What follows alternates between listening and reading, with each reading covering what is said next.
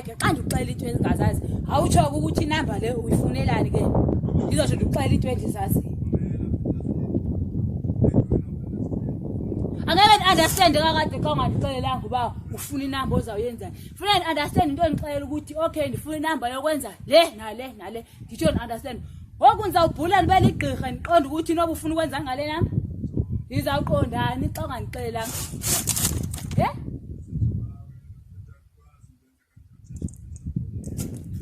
hayi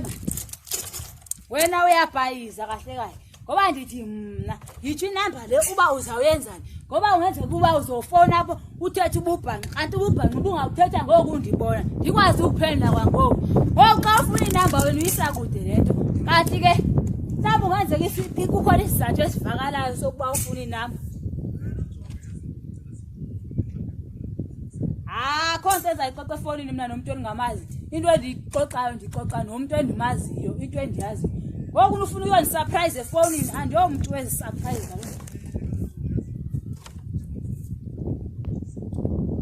hayi mna incoka lo ndiqala ukuba umuntu ndimazi ndimbone ndithethe naye ndimjongile bese yenamba izemva uyabe usaqala uzi-introducer enambeni hayi awuthanda ukuba nzima kodwa hayi ndiyakuxelela enye into ke sana ke use wafika ixesha ndixakekile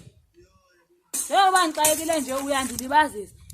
ave ndimdala ke tana uba ndingamane ndizogonta kwezo zidwadwa hayi ndimdala mntana